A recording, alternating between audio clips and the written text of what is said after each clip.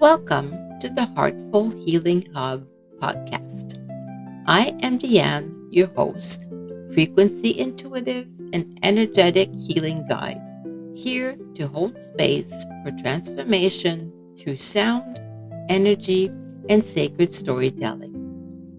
You're listening to Healed and Whole Stories of Remembering, a special series where I sit with women who've walked through deep health challenges and emerged transformed. These are conversations that are sacred, heart to heart, soul to soul, filled with truth, resilience, and the power of coming home to yourself. May these conversations inspire your own inner healer to awaken. Let's begin. Hello, everyone. Welcome back to my podcast. I am sitting here with Lisa Hawkins, and I will pull up her bio so I can properly introduce her. Lisa is a relationship counselor and self-awareness coach, as well as the founder of Consciously Awake Counseling. For over 26 years, she's been passionate about the human experience, why we love, how we connect, and what gets in the way. She works with both men and women to awaken the part of themselves that already knows how to love deeply, freely, and consciously. Through spiritual inquiry, emotional accountability, and her signature pause method, Lisa helps people question old beliefs, shift their patterns, and create authentic relationships, starting with the one they have with themselves. That makes sense. Her work is about truth, healing, and connection at a higher level.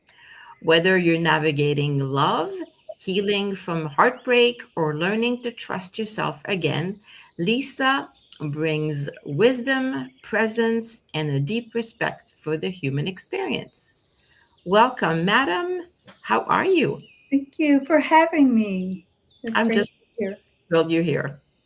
I'm thrilled to be here. All right, so the stage is yours, whether you want to tell us a story or what you do or however way you'd like to start. Oh, wow. I'm not used to having the floor. So basically what I would like to talk about and what we discussed was about self-love. Mhm. And though I do work with people to have deeply connecting relationships with other human beings, the first and foremost one that we should have is with ourselves. And I know it's cliche, it is, but on my own journey coming from domestic violence, growing up in a very abusive household, and seeing how that trickled down into my relationships with other people, there was one thing that was common ground. I had not learned to love myself. And it was such a foreign concept. I thought it was hot baths, getting your nails done, your hair, taking yourself out. I didn't have any idea the depth of work that it would take for me to really profoundly love myself. And I got to say, it's one of the biggest joys of my life is that journey. Yeah, it would make sense because yes, if we don't, and that's the one thing I found as well as in my own life experience and uh, experience with other people and observation is that if we don't love ourselves first, it is really challenging to be able to love other people unconditionally and just have really stable, awesome relationships with others, whether it's personal relationships or business relationships or friendships or whatever, intimate relationship, it doesn't matter. But if it doesn't start with us, it makes it a lot more challenging. So I'm sure that you've that's been what you've found as well. So For 30 something years, yeah. And I continue to do so. And I get a little teary eyed, so pardon me if I get emotional. Um, I never had a clue the depth of love that I could have for myself. And I think a lot of, especially women, right, have this idea that it's being selfish. And really, it's the total opposite of being selfish. It's being able to really, really deeply love yourself and offer that up to someone else. And be able to do it in a way that we're not projecting our unhealed wounds onto someone else, whether that is someone at work, in the grocery line, when we get upset, it doesn't matter where we're at. We can project our unhealed wounds onto other people. And so it is one of the most important. And I found um, the deepest love is with myself. Yeah, that's very true. And what you just said there about self-love, not, being selfish. And it's unfortunate that in many cultures around the world, and Mhm. especially here in North America, it seems like that's what we're drilled into our heads, is that, like, every look after everybody else first. Mhm. If you're just thinking about yourself, you're just selfish. You don't, everybody else has to be looked after first. Mhm. And that's, it just doesn't, I'm sorry, it doesn't work that way. I mean, it's really challenging to try to help other people when you're feeling absolutely drained and there's nothing, you have nothing to give, nothing Mhm. to pour out into others. You need to, like, I've mentioned this before in other episodes, but I have my 1 day a week where it's like my self-care day, and that's, I do nothing else but look after me, whatever it is that I want to do, baking, cooking, walking, whatever. It's my day. Wonderful. I want Wonderful. to do nothing at all, I do nothing at all. Nothing's good. And a lot of women need to learn that. Yeah, And absolutely. also, one of the most loving things I say is no. Yes. And it was so hard for me to learn that. And Boundaries. I had to really uncover the layers of why no wasn't acceptable. And it really came down to I was just conditioned to say yes. Mhm. I didn't know how to say no. But it's one of the most loving things we can do, Healthy especially boundaries. an over functioning woman. And no is loving yourself. Mhm. Yeah, because like I was just saying, healthy boundaries, it's important, because that is one way to show that you love yourself, is to have those boundaries and make sure that they are respected. Mhm. And Sometimes people don't do that. it's true. And men as well. There are men that have trouble saying no Oh as yeah. and so, yeah, so saying no, having boundaries, being able to enforce them. But I think the most profound thing I've ever learned to do for myself is to sit with myself and all that I'm feeling in that moment and Yep. be curious about it and not have to get up and do something to distract myself from myself. Yeah, that's very true. It's like when we are, and that's part of loving yourself, right? If you can sit quietly and not, feel guilty, oh, I should be doing this and I should be doing that and I should be looking after this person and that person and that, what. And like I said, we're conditioned to just like go, go, go. And you can't sit around, do nothing. So yeah. We're not taught to sit with our emotions and try to understand them. Mm-mm. We're taught to cope, have coping skills, having distractions. And nowadays, social media is really good for that. We can distract ourselves all day and never sit with ourselves and say, why am I feeling angry? Yeah. Really sit with that and then journal about it and like get down to the bottom of why you're feeling angry or why you're feeling drained or why you're feeling sad. And it's just it's an amazing thing to do. I That's all I can say is it's been profound in my own life. And so now I understand myself to the point where there's nothing that can happen that I won't be able to sit with and It love. makes you feel powerful. Absolutely. Yeah. And then when you learn to do that, you can sit with someone else's emotions. Hmm.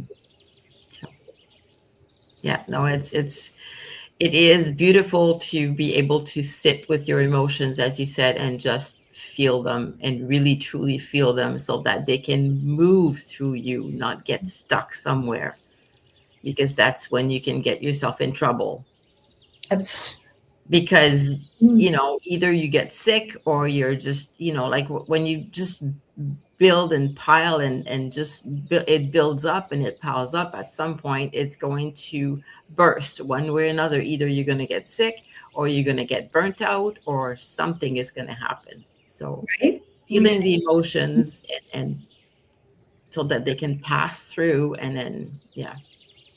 absolutely. And you and I both know that our body does get sick when we do those things.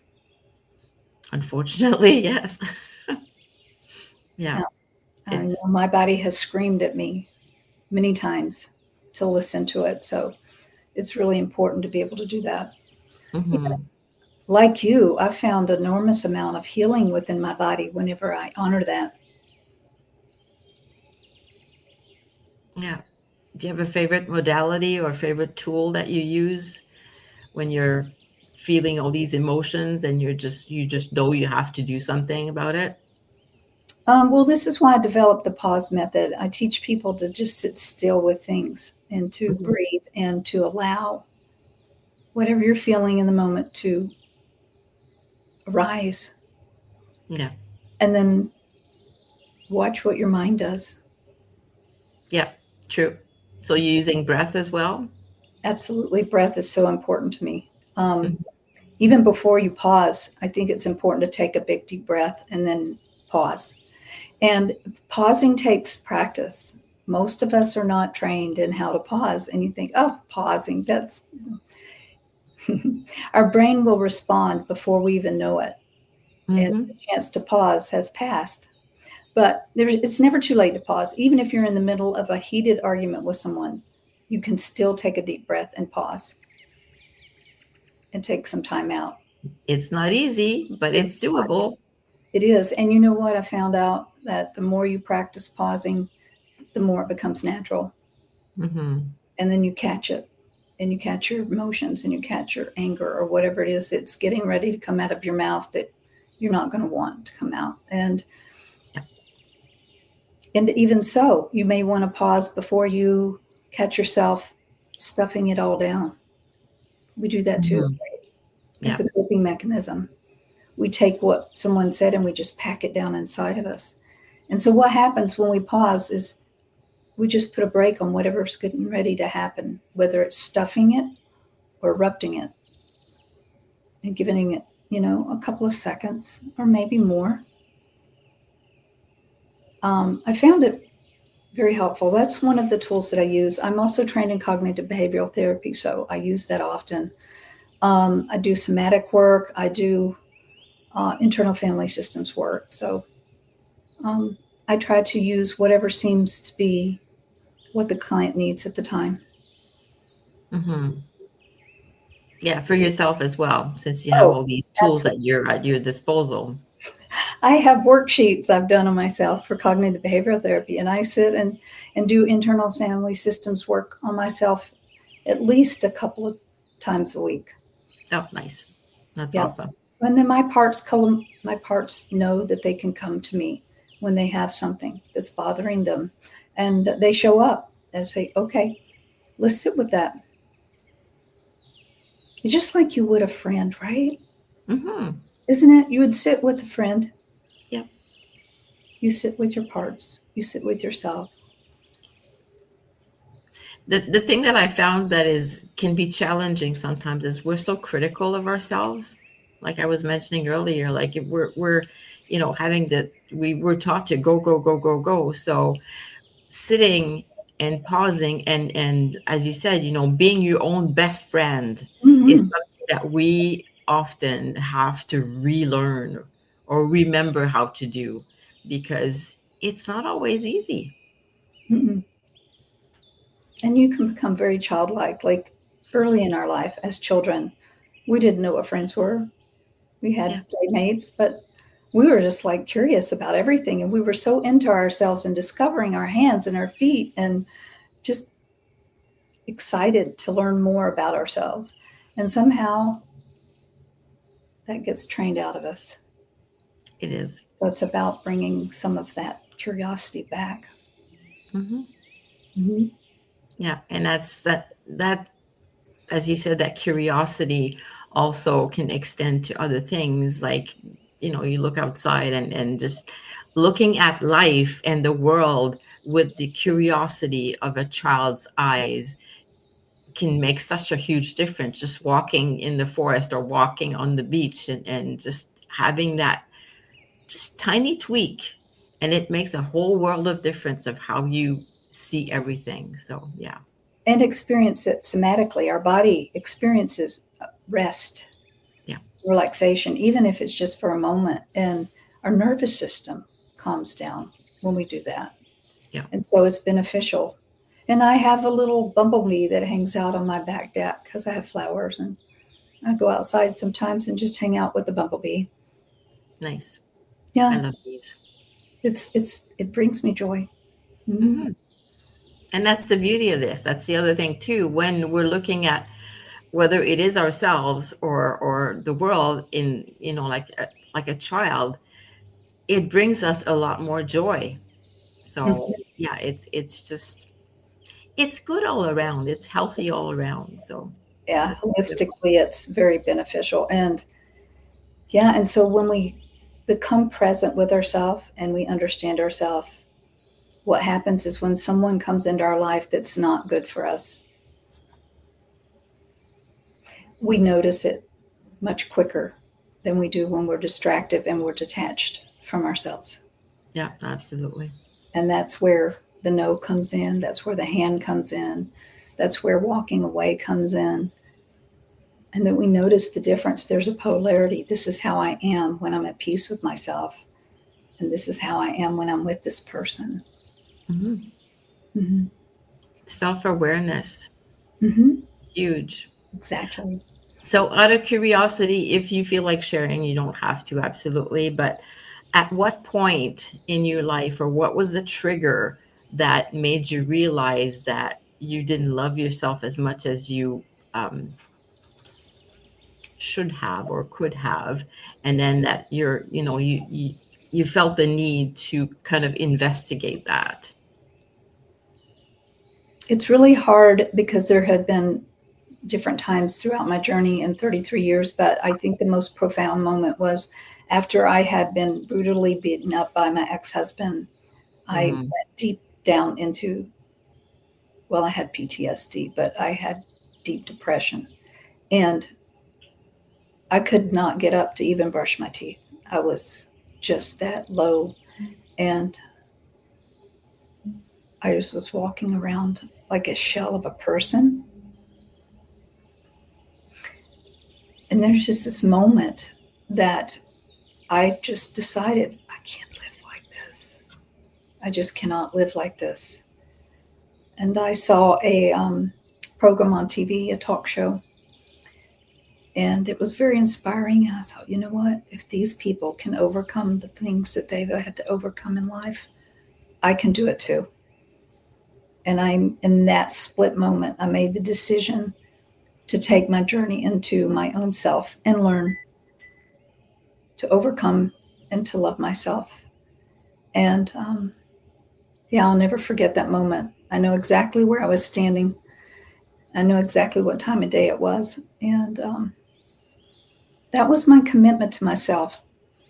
If you want to call it a marriage, it's a marriage with myself. And there's been times when I got low again, and I've had to pick myself back up again. And, but you know what? Each time it's a little bit easier. It's a little bit easier. And then you develop to the point where you love yourself so much that it's really not going to ever go down that low again, if that yeah, makes sense. yeah, yeah, absolutely. No, it's the bar goes up every single time. So yes, it's no, that's thank you for sharing that. That was very touching. So do you, like, when what you've mentioned a few tools that you're using with your clients and of course with yourself. Mm-hmm. So do you have a favorite one, or are they just depending on the clients, or how do you? I would have to say internal family systems work on myself is my favorite. Okay. Oh, I get emotional. I love my internal family. I love every single one of me that went through whatever they went through and Yeah. was wounded, and that I get to pick them up and love them and talk to them and hold them and all the things that they didn't get when they needed it. And it's quite beautiful. And so I'd have to say that's my favorite. Yeah. Yeah. Loving yourself. That's, yeah. Taking care of yourself. That's beautiful. I'm just, yeah, trying to just processing everything you said. It's just amazing what you've, I mean, I had a, compared to you, for example, I mean, I look back at my life and I'm like, I had it pretty good. I mean, I have to say that I was blessed. So I mean, and again, I went through some stuff, but it was totally different than you. But yeah, thanks for sharing. It's been beautiful. Our Um, journeys are so different, aren't they? Everyone's journey is so different. and that's the beauty of this. I just love this because like I love this journey that I'm doing, having these conversations with so many different ladies because everyone is very different, and but yet there's so many similarities and so many connections. Mm-hmm. So like, yeah, it's been amazing. Do you find that because from, and again, I don't want to pry into anything that you don't want to share, but it sounds like your childhood, you didn't have a lot of close relationships, or did you? And now that you're loving yourself, do you find that you have a community around you, or do you have friends, or like, do you have people that you can go to, and like, do you have a tribe, I guess, if you want as well? Um, at different times of my life, the tribes have come and gone depending on Mhm. where I'm at on my journey. Yeah. And I noticed that sometimes when we grow ourselves, sometimes we outgrow certain things. And if others don't grow, then there's a separation there. So I am at a healthier place where I do attract healthier people and where I have so much more to offer. Not that I didn't before, but it came from a place of I have to overfunction to have value. Now it's coming from a place of I truly value and love myself, and I have that to offer to you too. And so it's less about quantity and more about quality now. Yeah, I can't agree more with that. Quality is crucial. It's and as you said, um, people will be in your life for a certain period of time sometimes, and then they, I guess, you out, not that, I don't want to say outgrow, but you go on different paths, and then they don't mesh so much anymore because you've kind of changed and grew in a different direction. Let's put it this way. Mm-hmm. So yeah, sometimes the people that you were friends with 5 years ago, or 2 years ago, or even last year, or however long, things don't match up so much. So yeah, Very true. Very true. it's been your experience, right? Yes, it has.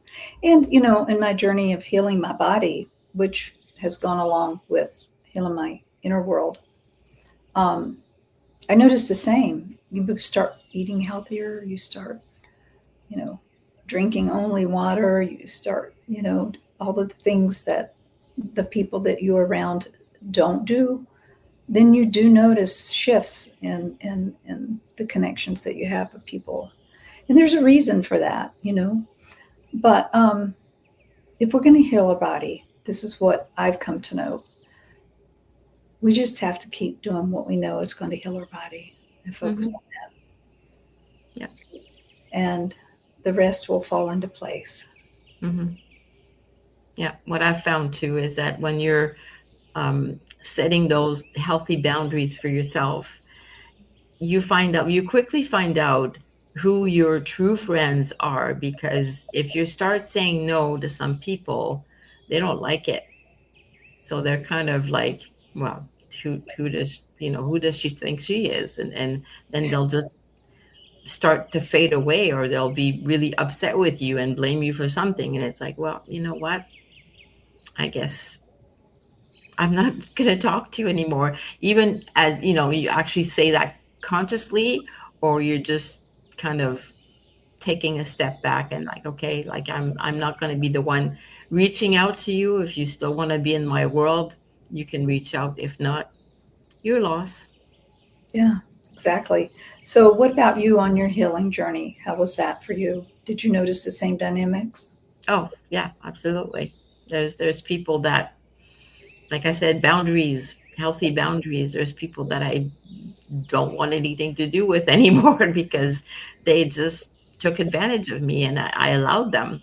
And that's the hard part that I found, is that I allowed them to. I mean, I could have said no, but I didn't. I chose not to.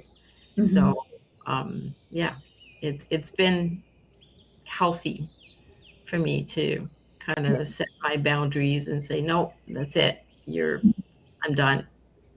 Yes. And did you notice the difference in your body when you did that? Oh yeah, Yeah. like like it's like this weight lifted, and I'm like, oh, I can breathe better now, and I'm just like, yeah, look after me. So yeah, Yes. absolutely, yeah. Mhm. I'm guessing you found the same as well. So, Oh, yeah. I've had to heal so many physical ailments because of um, trauma, mm, unhealed trauma.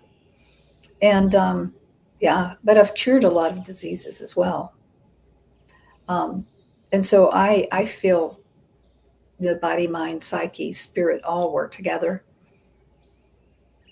And so yeah. when you take care of the one aspect in your life that's holding you back, you notice how your body comes back into sync. Yeah, well, it's all connected, right? It's not just, we're not compartments. Like your physical body is this, and then your spiritual body is this, and your emotional body. No, it's all intertwined and connected, and there's no separation whatsoever. So Well, I it, know. I think a lot of people, it's systemic around the world, right? That what I eat's not going to affect me that bad, you know? I, sure. I've heard people say that. It's Hmm. just food. My body will detox on its own, and all of the different things that you hear that people believe because they've been conditioned to believe that. And I was like, at some point in my life, I just found that was not true. Well, our body is meant to cleanse itself and to heal itself, but if you don't look after it, if That's you right. keep, like I've had this analogy for like ever. Let's say that you have this really expensive sports car, whatever it is, Ferrari or whatever. Are you going to put the cheapest fuel that you can find in it? Of course not.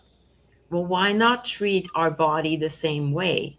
Put the best apps, and I mean, obviously, not everybody can afford like the organic all the time and all that, but put the absolute best you can Hmm. in your body, and your body will thank you for that, and it will do what it is meant to do, and cleanse and keep you healthy. So It's very, yes. very true. And I've noticed, though, a lot of people spend more time on their car